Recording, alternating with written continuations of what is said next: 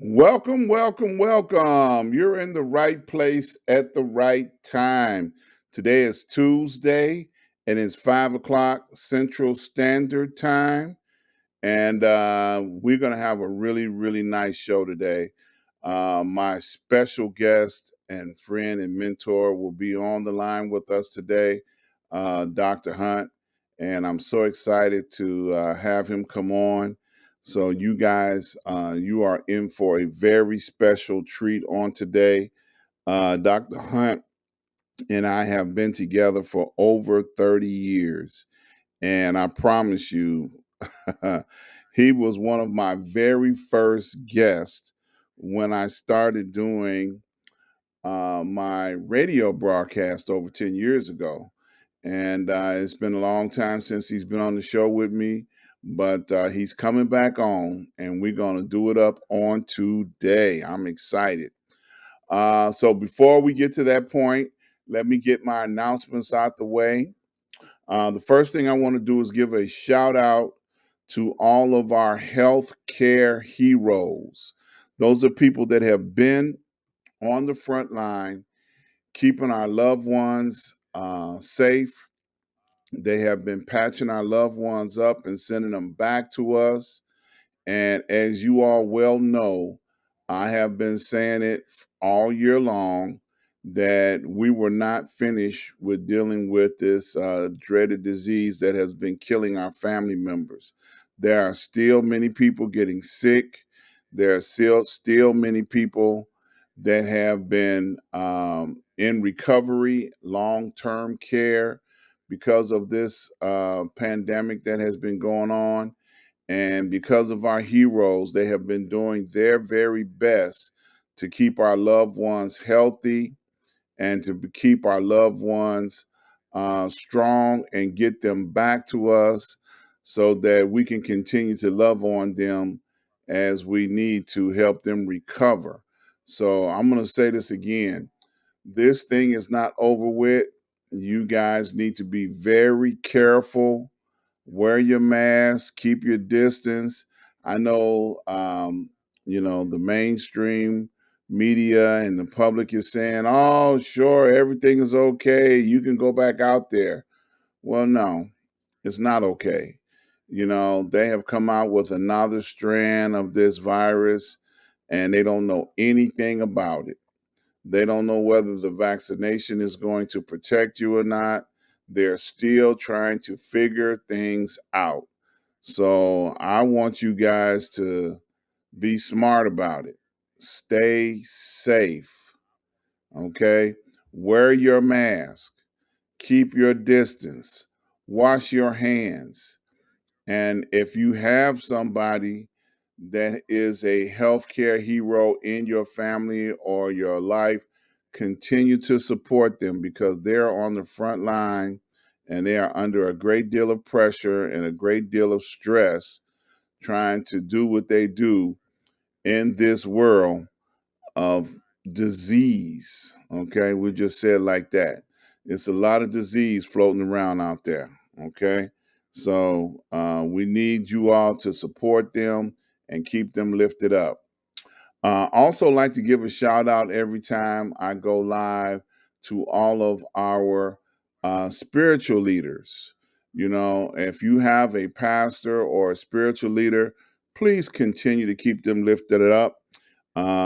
Give them the support that they need. Don't give them a hard time. Don't give them a very difficult time because, during the last 2 years, it's been very difficult because people have been,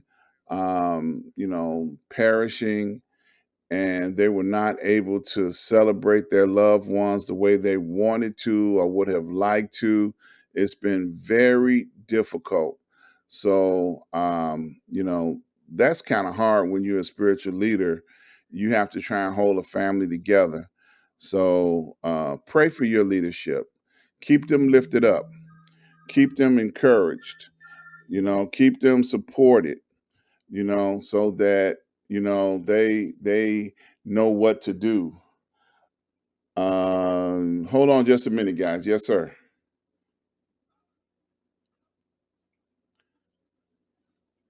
Okay.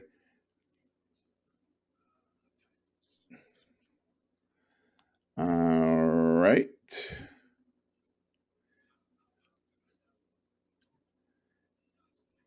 Yeah, it should be there. You just have to do a search for it. Yeah. Yeah.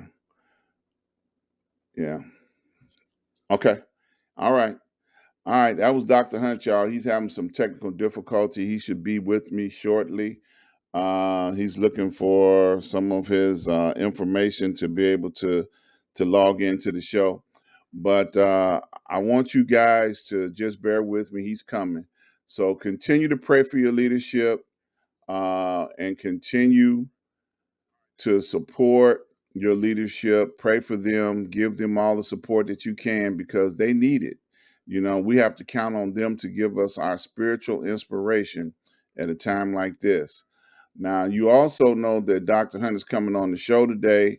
So I'm looking forward to having him talk with us in a little bit. He's having some difficulty getting his technology straightened out, but he's going to be all right in a minute. Just give us a few minutes. He's home now. We're going to find it in a few minutes and get it worked out. Uh, but we're going to continue moving on with the show. Let me go over here and talk about my website. I want to encourage everybody to go over to ask-dr-ron.com. When you get over there, we want you to check out all of our vendors, RJ Webb, Prince Hunter Financial Group, Port Again Sam, and there are many other advertisers that are on the website. Without them, we would not be able to do what we do here. We appreciate each and every one of them. So when you click on any one of the banners or any one of the tabs that are there, um, it'll take you directly to their website. When you go over to their website, you can see what they offer and what they can, what services they can provide for you. But we need you to support them because without them, we would not be able to do what we do here. So we definitely want you to support all of our vendors. All the way at the top of the website, you'll see all of my social media, ASK. Um, all right, hold on. We got Dr. Hunt coming on board right now. He's going to be with us in a second here. And you'll see all of my social medias. You'll see Instagram, you'll see Facebook, you'll see YouTube, you'll see every one of my social medias. Also, like and share. Go over to my YouTube channel. Please like and share. Hit the notification button. When you hit the notification button, you'll be able to see every time we make a posting there. So definitely go over and check out all of my social medias. Well, we have Dr. Hunt on the line now, and I know he's running one of those OJ marathons, through the parking lot, trying to get in front of of his computer so he can get in place. But he is definitely with us now. He was having a little technical difficulty at first, but we got it straightened out. So let me tell y'all about Dr. Hunt. I have been with Dr. Hunt for 30 years now, 30 plus years.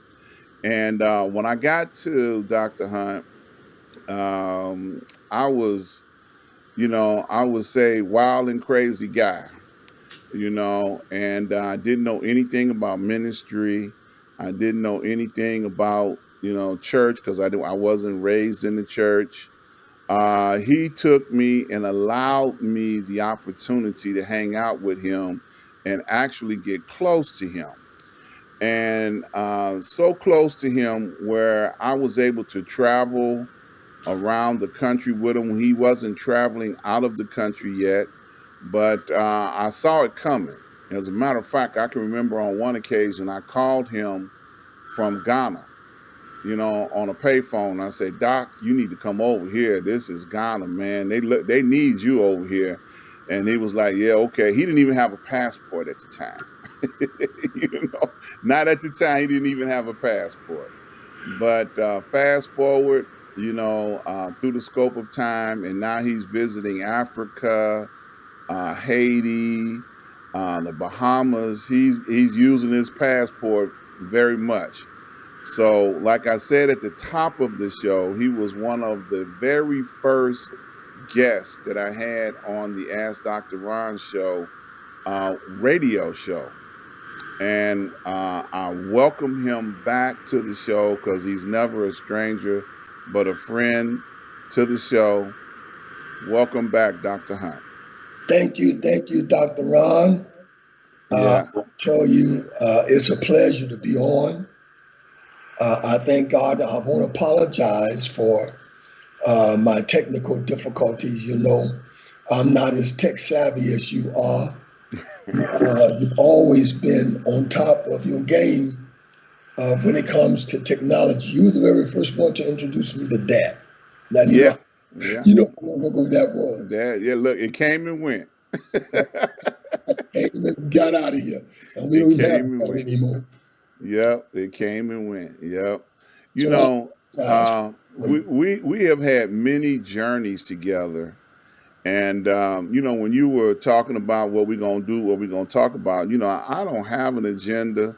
I just want you to come on and bless my show with your presence again, because in the beginning, I kid you not, you were one of my first guests.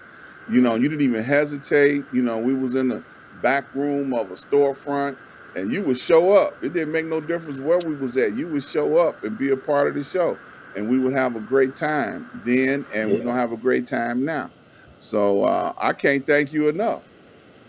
Well, I'm grateful to God. We're living in a different time now. We're living in a time of COVID, and the whole world is shifted. Everything is shifted. How we used to be able to do things, we don't do those things the exact same way anymore.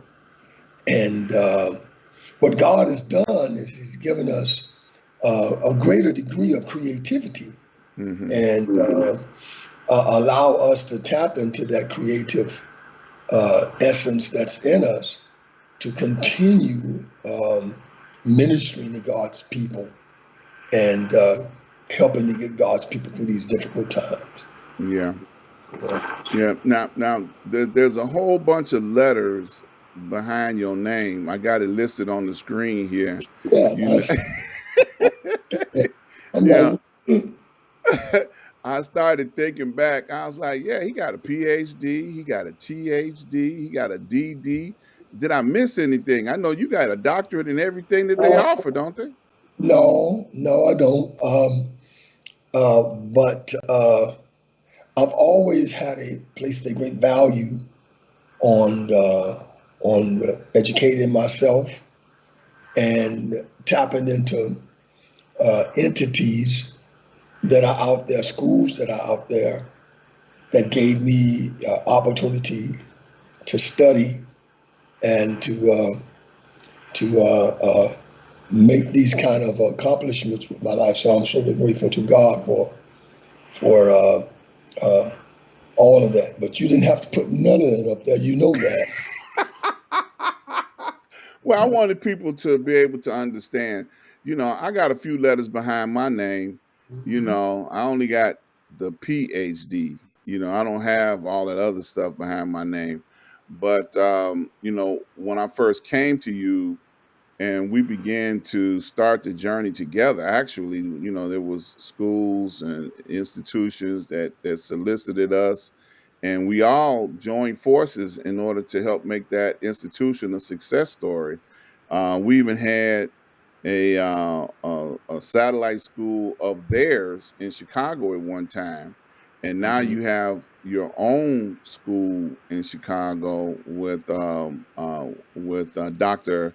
Dion Hunt Yeah. and yourself, educational institution where you are doing continuous education. But it all began, and I'm gonna go back now in the early '90s. It all started out with the School of the Apostles and Prophets. Yes, it did.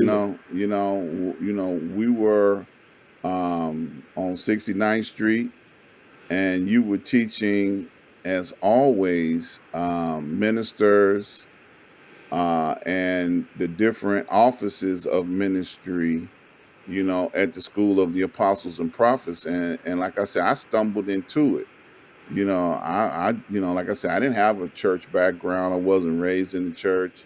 I didn't have any of the protocols or anything, but you were already teaching for 20 years, as a matter of fact. When I first got with you, you had reached a 20-year milestone in ministry. And I remember on one of the trips that we had taken that you were, telling them, like, look, I've been doing this for 20 years. I mean, after 20 years, I should at least get a watch. I remember that. you know, Remember that. you know, and lo and behold, they gave you a watch. I was complaining. I was complaining. I was complaining about how that, if you work for some kind of big tech company, or, you in some,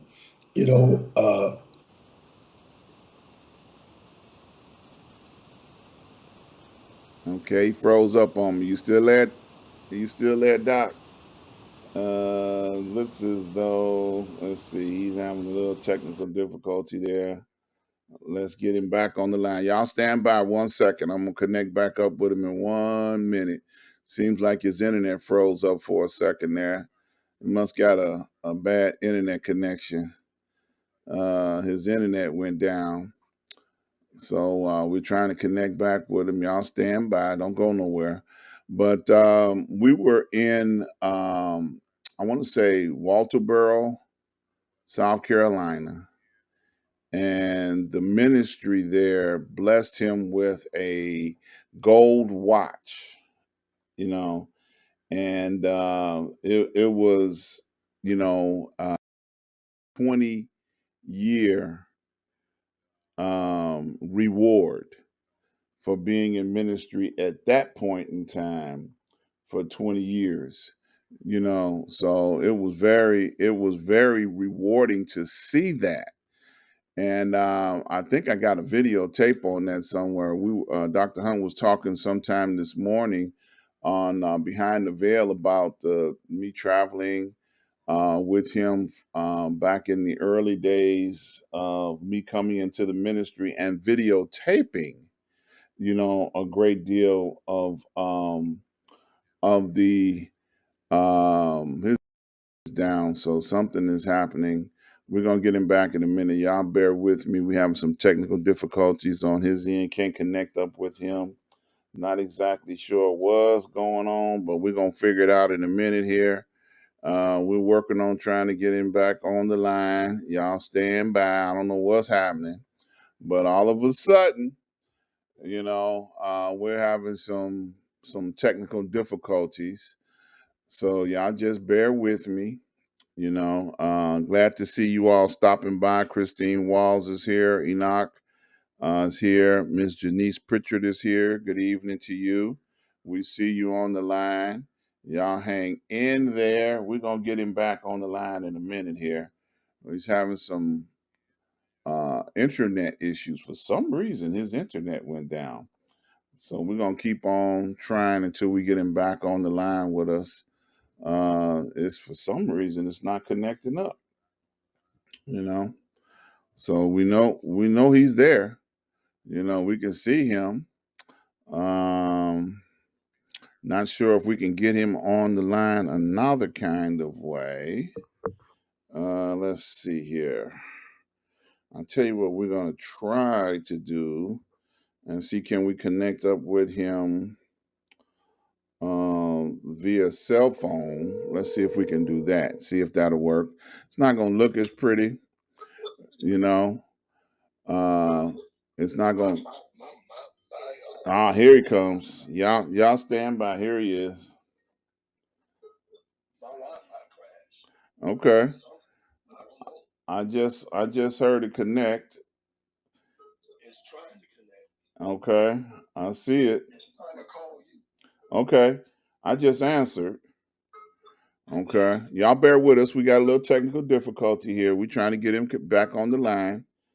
This is real time. This is what happens in real life, y'all. This is not something that no editing. This is real live television. So you get to see what's behind the curtain. Y'all get to see what's behind the curtain here.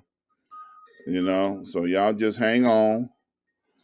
you know so I hear it trying to ring, so hopefully he'll be able to answer.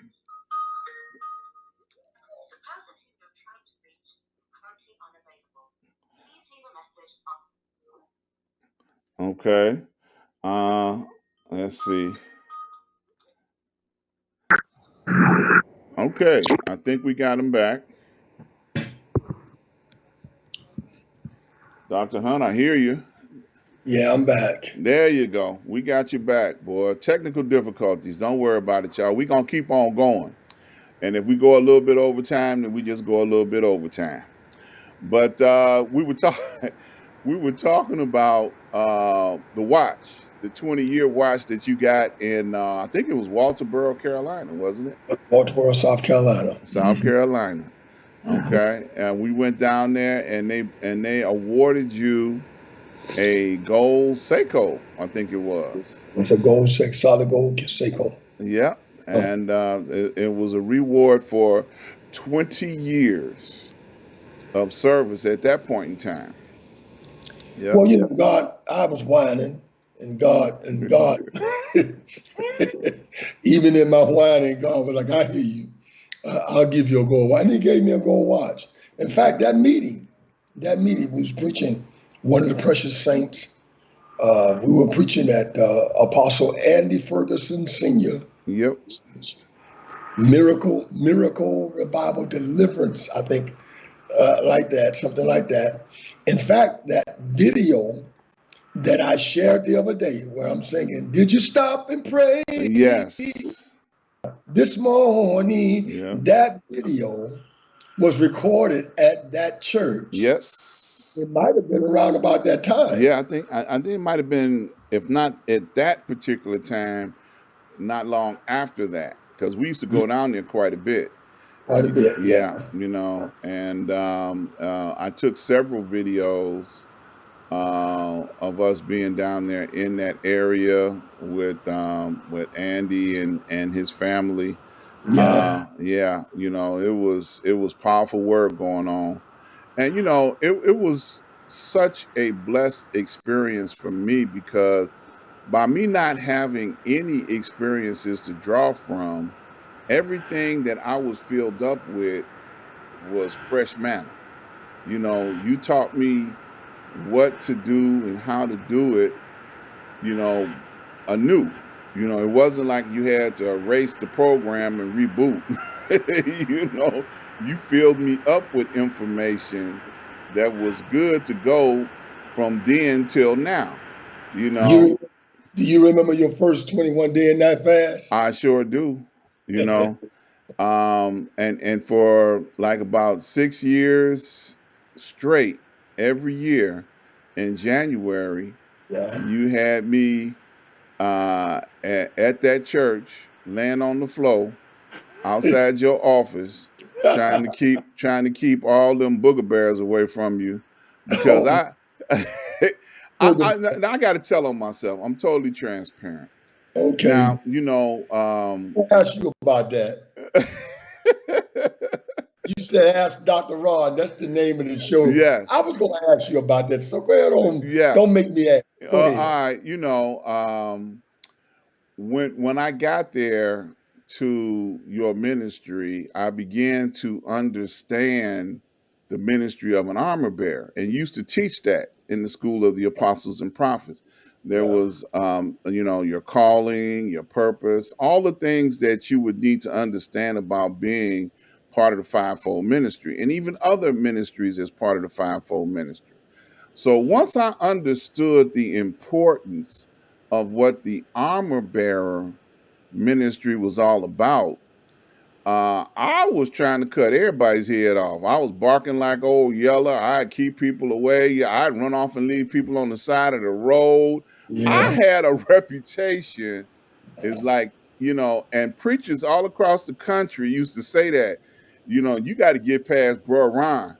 If you go get to Dr. Hunt, and if Dr. Hunt have Bro Ron call you, that mean he ain't coming. you know.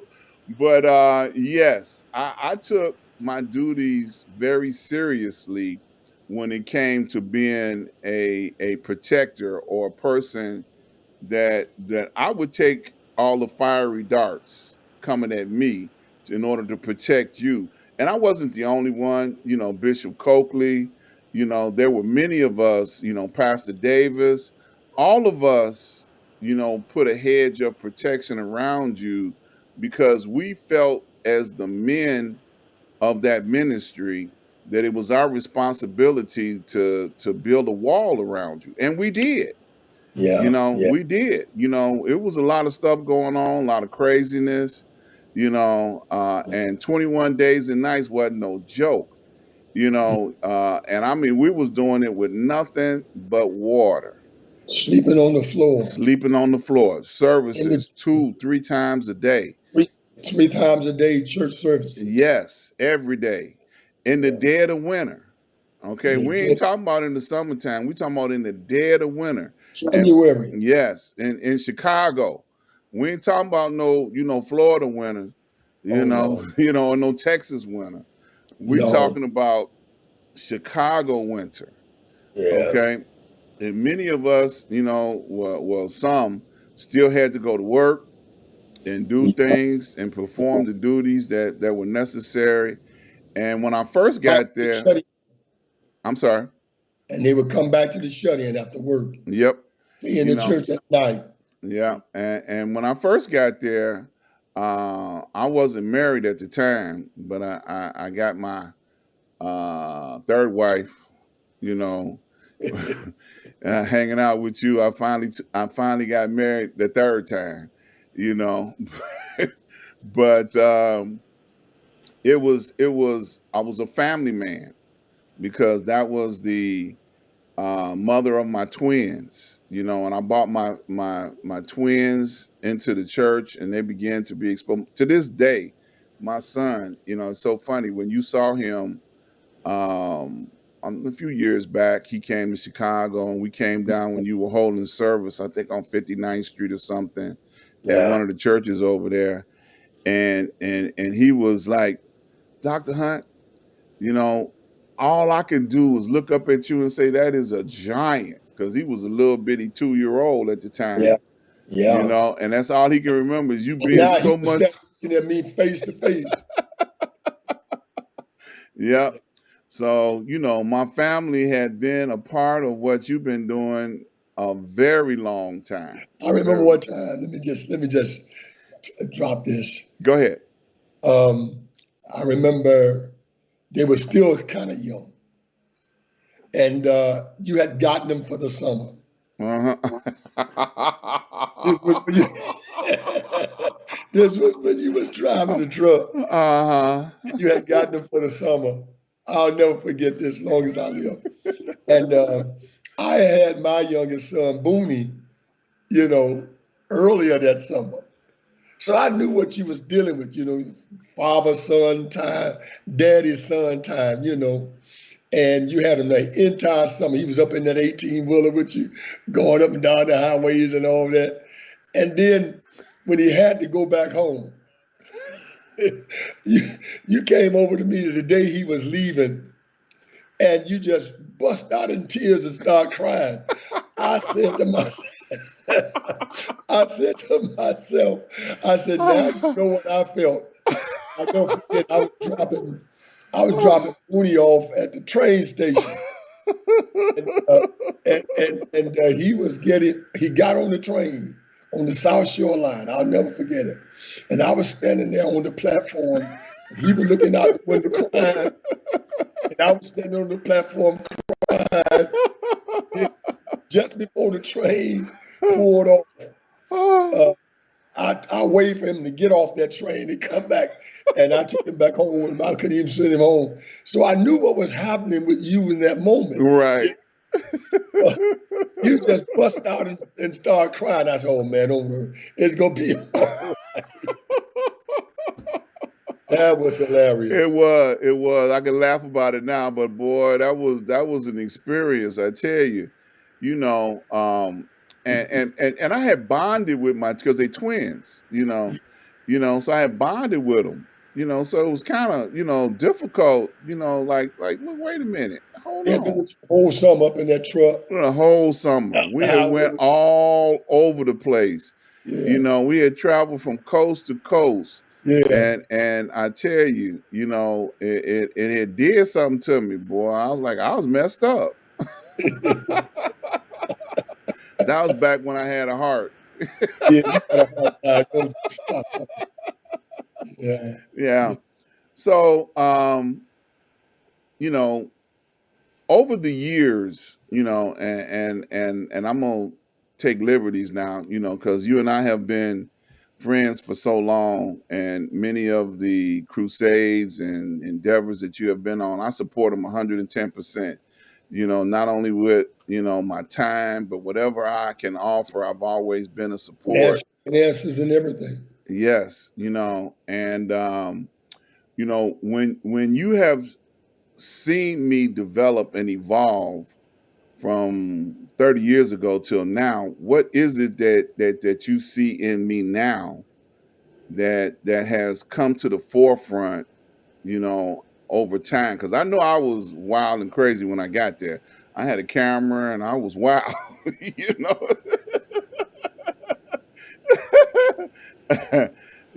I was wild, you know, but till Yeah. now, because you have not, ever had to kick me out your church, or from your presence. You ain't never not took my phone call. So what would you say now? What do you see?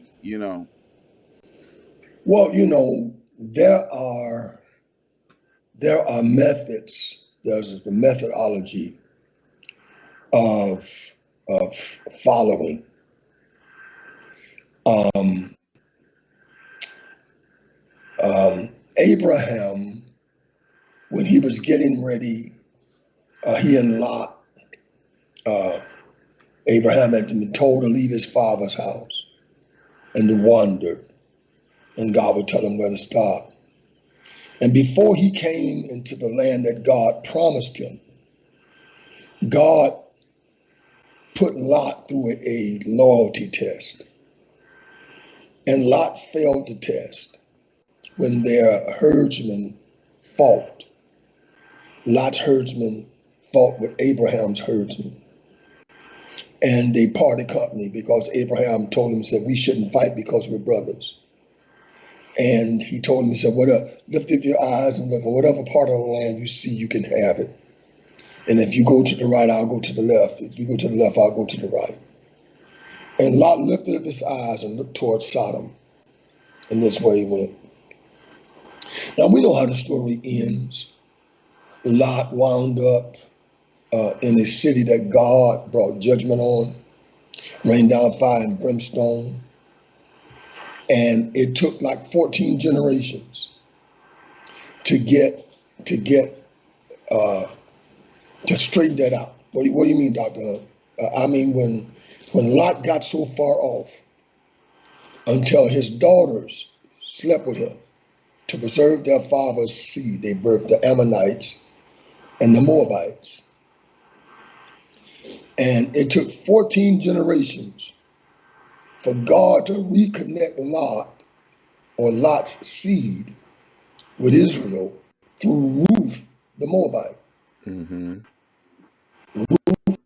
with Abraham's seed with Israel uh, by marrying Boaz. It's an interesting scenario that, and you asked that question, and I'm gonna answer it. There is a loyalty and there is a bond that God put between a mentor and a mentee. Mm-hmm. That's supposed to be a lifelong commitment, a lifelong bond. They have a love for one another that spans all kinds of difficulties. One of the words for armor bearer in the Hebrew means to forgive. Mm-hmm. So they're able to have that bond. They're able to have that connection through a loyalty that is God ordained.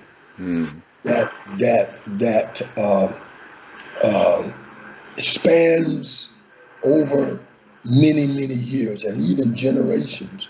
Because this is spanned generational now. It's generational now. So Mm-hmm. I think, Dr. Ron, that uh, God did something, and He used. I won't say used to. He allowed us to tap into something that was bigger than us. Mm-hmm. That was bigger than either of us and all of us. Mm-hmm. The purpose of God, you know, purpose of God is bigger than everybody, bigger than all, Mm-hmm. and it was for His purpose and destiny. And so you ask me what I see. I see, what God purposed. There is a saying that said what purpose requires cannot be denied. Mm-hmm. Purpose requires something you can't deny. It is what it is. And Yeah. so God, because He purposed us to have that connection over all these years. Yeah. Thank you. Thank you for that. And I thank God for that. Because without God being in the midst, we probably would have went our separate ways. But Through thick and it ain't happening. yeah, man, through thick and thin, through up and down, you Yeah. know, uh, uh, um, there was a covenant between um, David and Jonathan, and the covenant was so strong between David and Jonathan until it surpassed the grave. Jonathan died on him and his father Saul died at the same time. Mm-hmm. David still had to carry out the covenant that was made. Mm-hmm. They, some years ago, that was this big whoop to do, and folk were trying to say that was some kind of gay stuff between David and Jonathan because the Bible says that their love surpassed the love of women. Mm-hmm. You got to understand the whole idea of that concept. They had a covenant that was, watch this now, that was stronger than the marriage covenant. Because the marriage covenant ends at death, to death do us part. Right. You don't see people, when a marriage partner dies, that's it.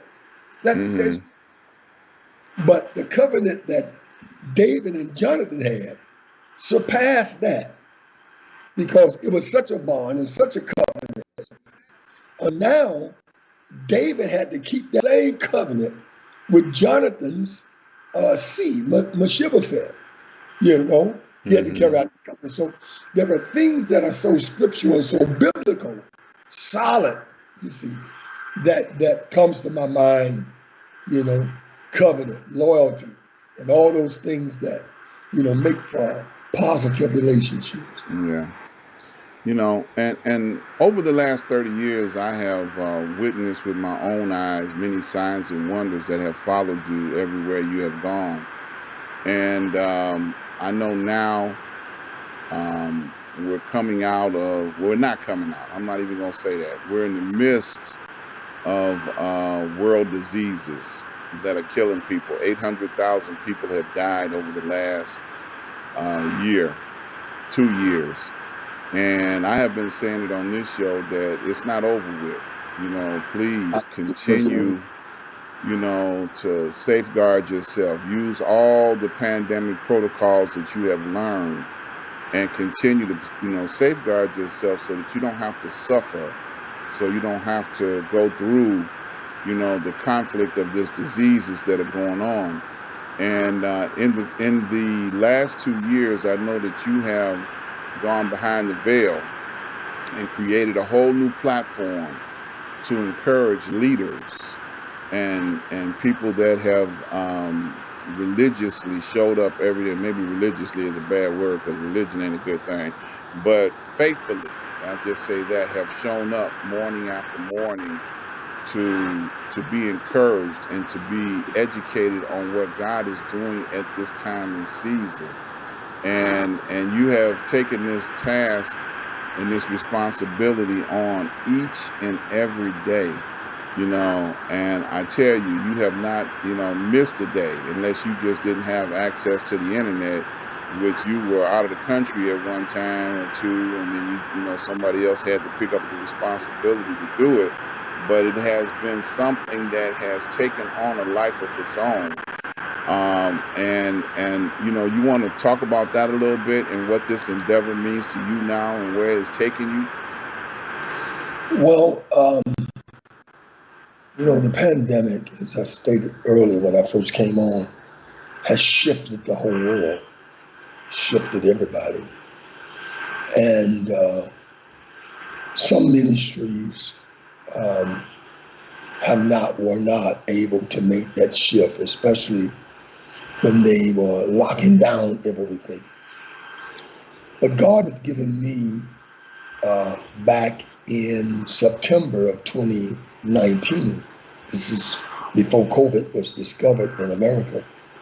COVID wasn't really announced in America. It was here probably in 2019, December, November, maybe even October. But it wasn't pronounced that it was here or announced that it was here until maybe March, of 2020. So technically, COVID has been around for about 20 months.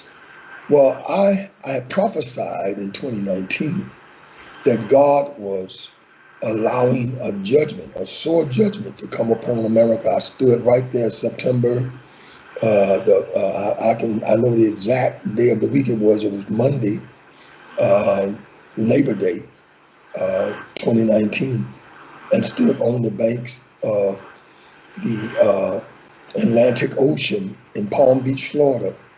Hurricane Dorian was battering my beloved friends in the Bahamas, was having it with Dorian with 185-mile-an-hour winds. And I heard God said that Dorian wasn't going to hit America because Dorian wasn't going to be enough to bring America to repentance.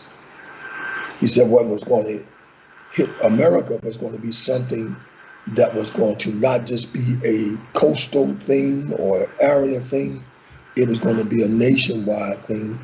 And so God moved me even as far back as 2019 to begin to minister on the judgment of God.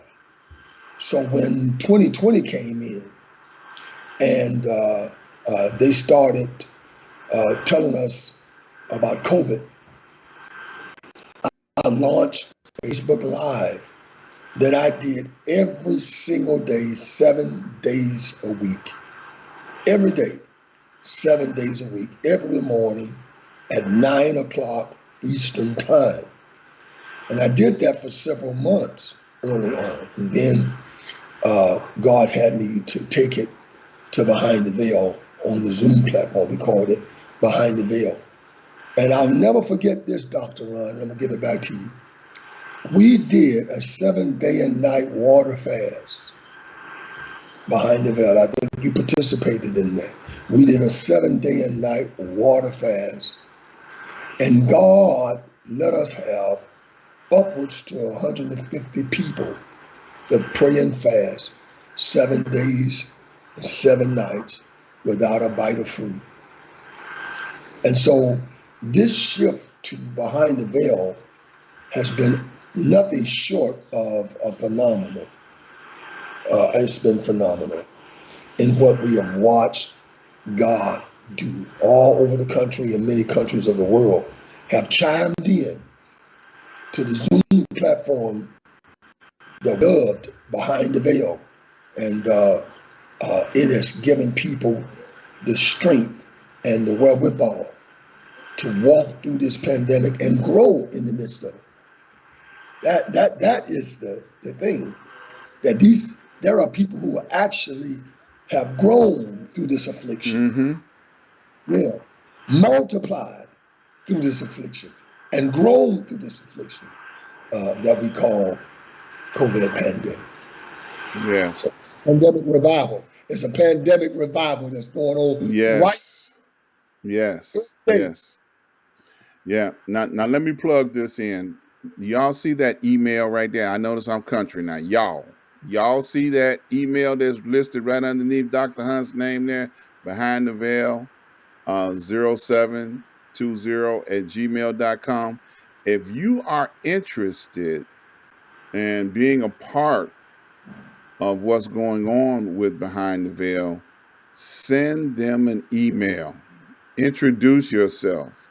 Tell them that you'd like to find out more information about it, and the admin team will allow you to come on board and be a part of what's going on. Now, you're not doing it 7 days a week now. He's doing Monday through Friday, and he takes the weekend off because he Sunday, preaches. back on Sunday.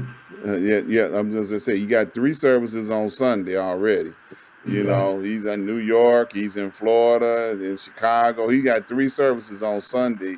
Thank God it's electronic now, because I can remember the time he was driving to all of them services.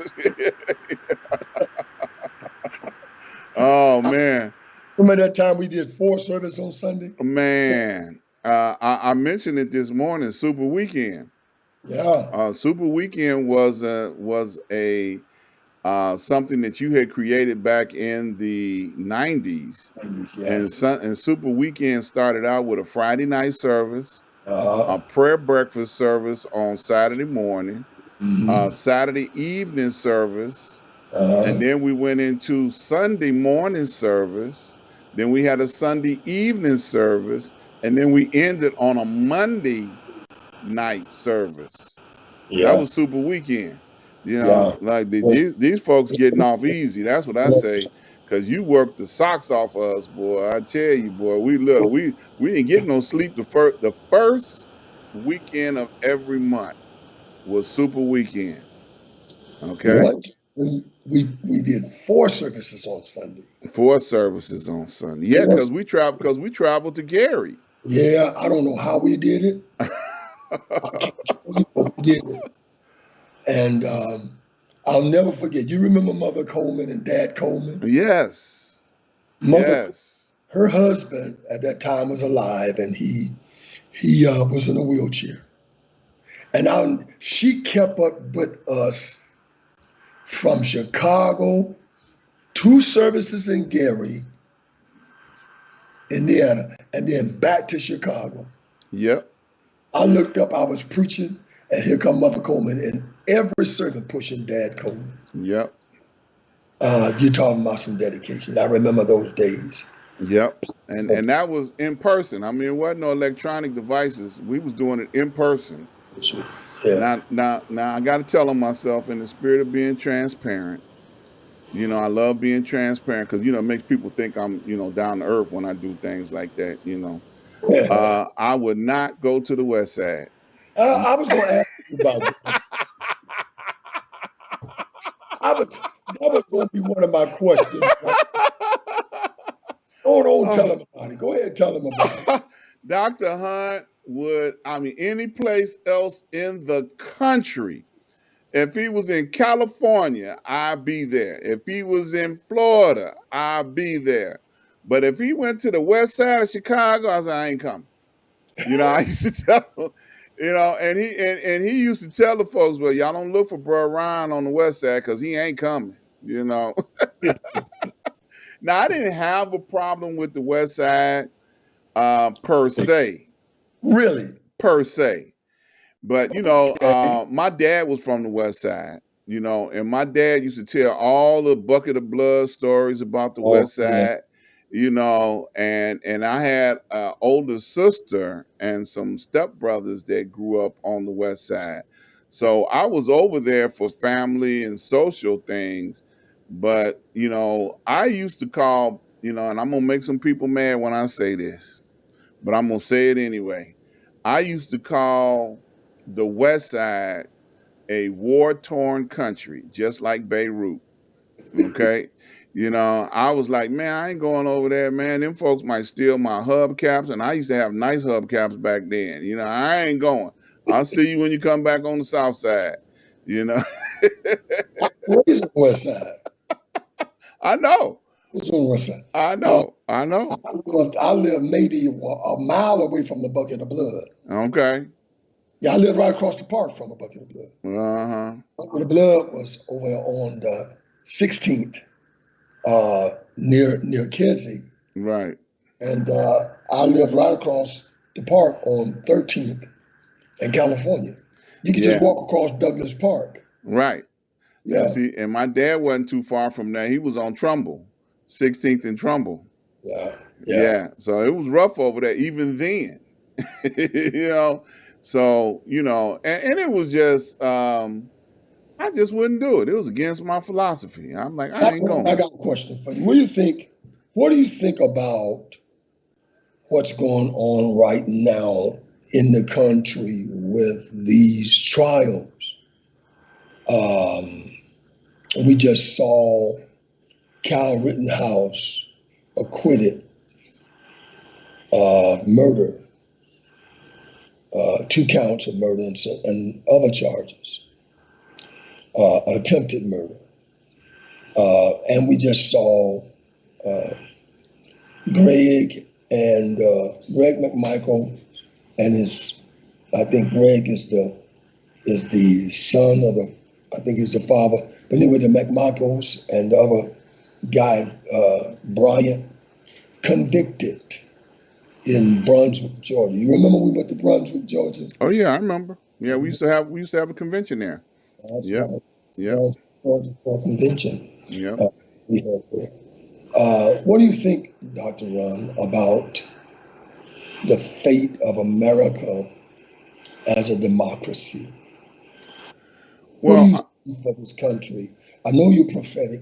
What do you see for this country as in the future as a democracy? I think that there's a tremendous fail in justice system. It's a tremendous fail. One of the things that I always try to talk about is that we need to reinvent and fix the broken justice system. Even though all of the people that were on trial were Europeans or of Caucasian descent, in Wisconsin, they found a way to make sure that they did not convict that young man by any means necessary. The judge was in his favor tremendously from the opening statement. And in the case of the young, well, they're not young, but the gentleman in Georgia, their attorney tried to paint a picture that it was that black man's fault for getting killed. He shouldn't have been there. He had no business being in this community where these white men had to take up arms against him and kill him. So they tried to make it his fault. And the justice system in this country needs a major overhaul. And when you say the government, it needs to start from the top and work down, because the justice system is broken on a federal level.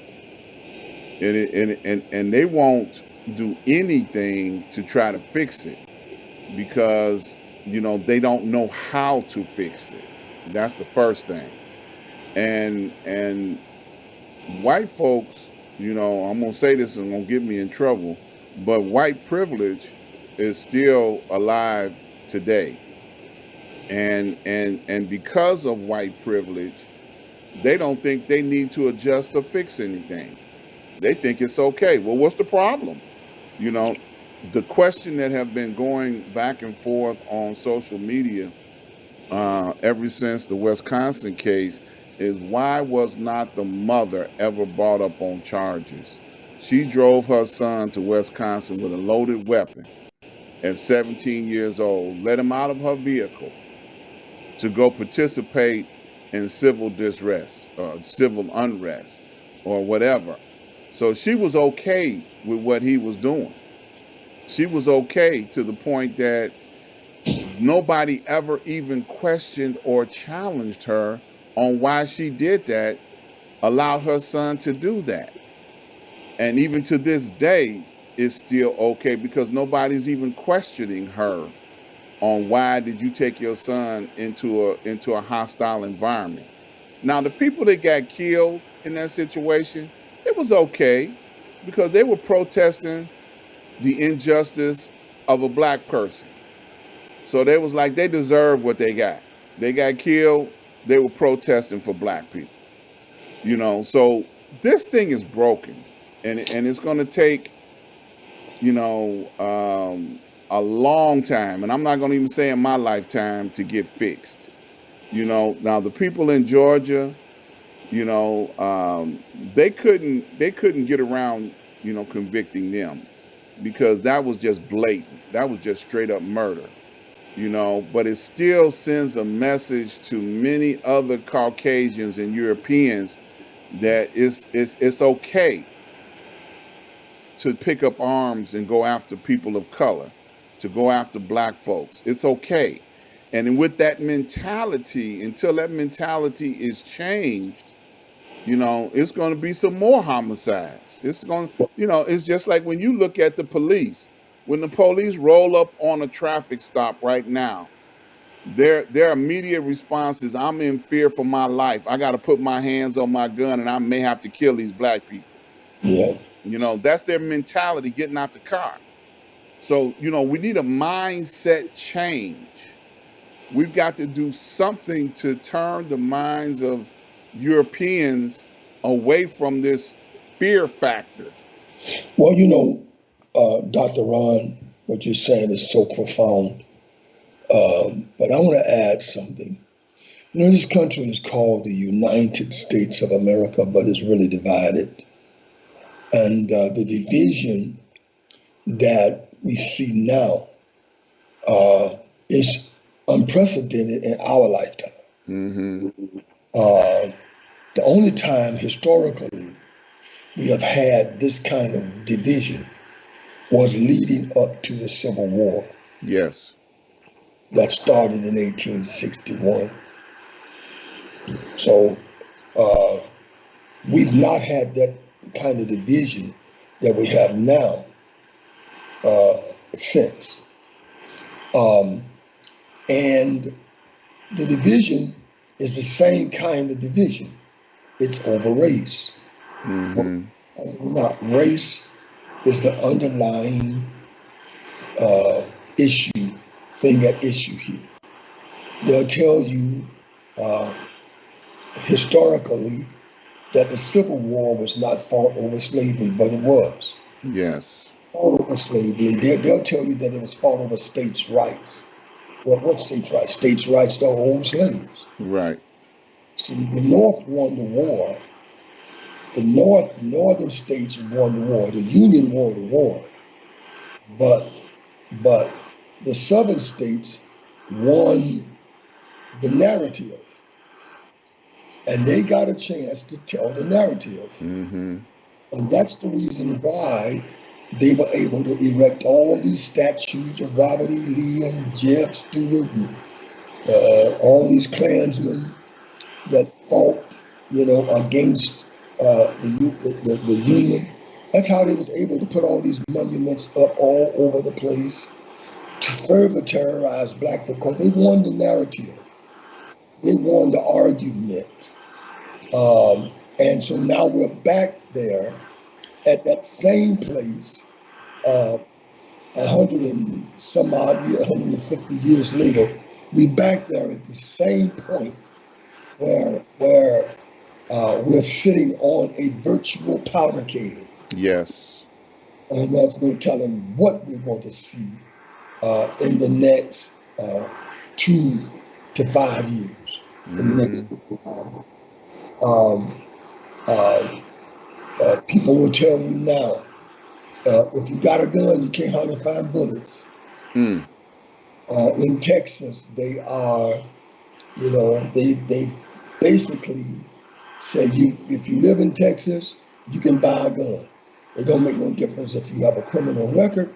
It doesn't matter if you're crazy, have some kind of mental problem. You can buy a gun. Anybody can now buy a gun in Texas Yep. because it seems as though they're just trying to flood the country with as many weapons as possible so these folk got something to fight with when it come down to it. And I feel real bad for America that as we know it, uh, and as we have known it, uh, uh, it's only going to get worse. Now you said, Doctor, why you say that? Why aren't you optimistic? Well, I'm biblical. That's why.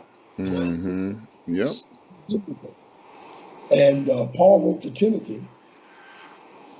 He said, "But evil men and seducers shall wax worse and worse." Mm-hmm. So if men in power we're gonna get worse and worse, you tell me how things are gonna get better. Well, look, let me stop you. Let me stop you. Can I stop you? Yes, you can. All right. I want people to come behind the veil. Okay. You all see the message that he's giving you, the information he's giving you, and the email is right there on the screen. I want you to become a part of what's going on behind the veil so you can get this information every day. Okay, that was just an example and an idea of what type of information that he has given us day by day. Okay, he keeps us informed. Dr. Hunt has been bringing this information every day. We are not in the dark on what's going on. And I know that you want to tell it all right now, but I'm going to stop you, because we at an hour right now. And I know we can go on an hour and a half because that's what we do. But I want to say this before we get out of here. And I wanted to leave leeway for you to be able to talk about the Psalms 41 project. Please tell everybody that may not be familiar with the Psalms 41 project that they will get a chance to hear about it now and still come behind the veil and find out some more. So please tell us about the Psalms 41 project. Oh, the Psalms 41 project started from just quoting in our church service Psalms 41. You remember, everybody in our church could quote it verbatim. Yep. Before every service, right out of prayer, we would quote the Psalm, the 41st Psalm. And so out of that, just quoting that scripture, came our Psalms 41 project. Blessed is he that considereth the poor. The Lord will deliver him in the time of trouble. 2010, we went to Haiti after the earthquake hit in January 12, 2010. The earthquake hit on the ground by early April in Haiti, helping them to recover from the devastation of that earthquake.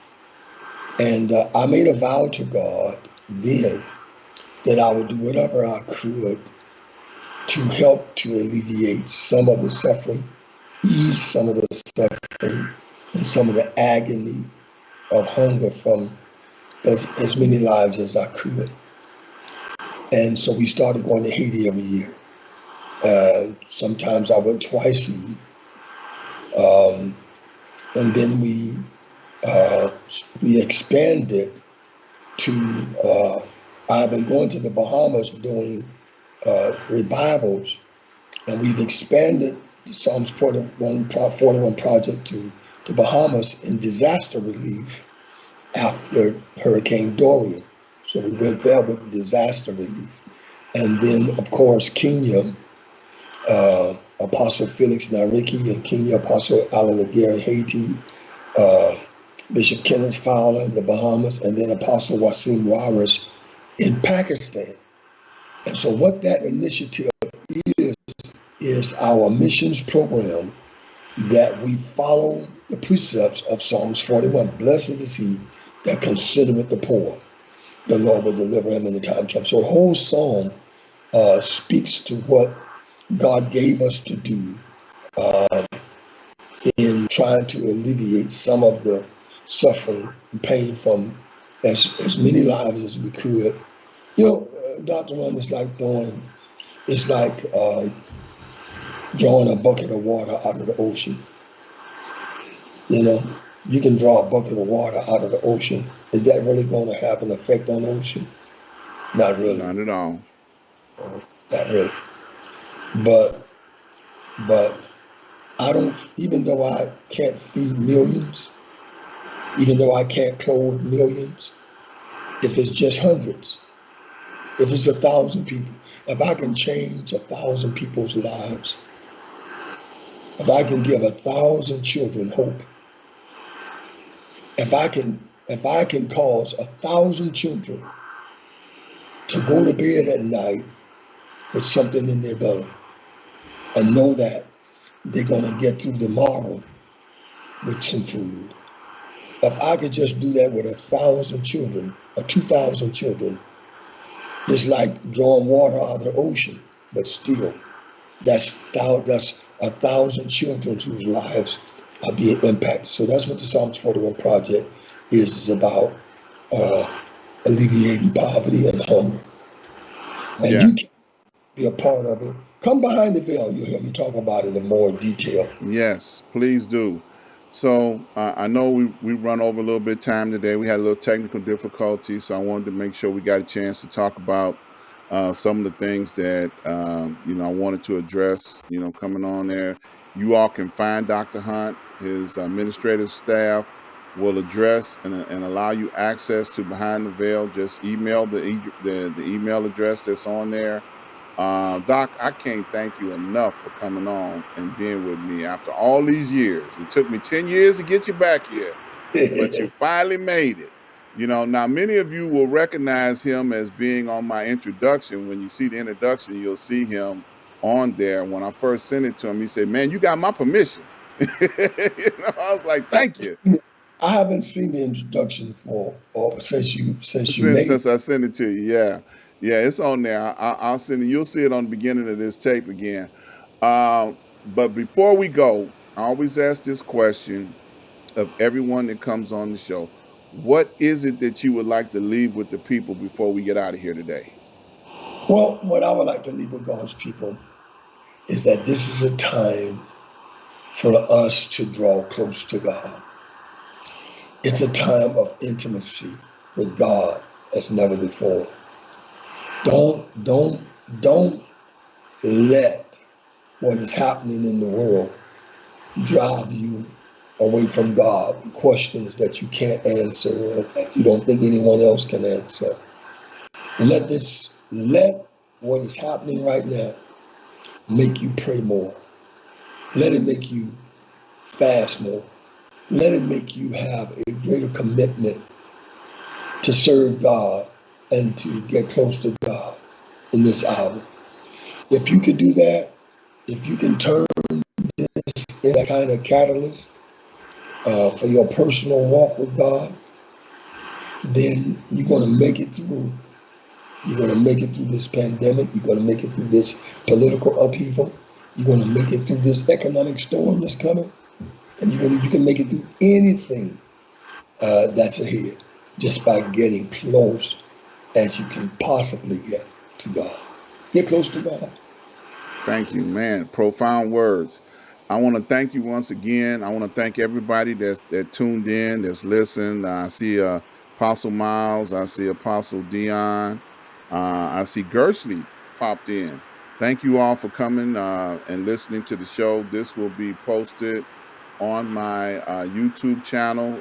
Give me about an hour. It'll be up there. Let me throw this information on the screen right quick. I need you guys to support. All the donations that you give will be, taken into good use, and we're going to keep on doing what we're doing. Go over to ask-dr-ron.com. Please support all of my vendors and advertisers. Please like and share, subscribe, send this out all over the place so people can see what Dr. Hunt is all about. My mentor. See, y'all know I ain't just, I've been talking about him, but now y'all know I really got a relationship with them.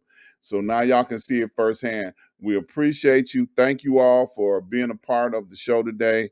And we'll see you all next week. Peace and love.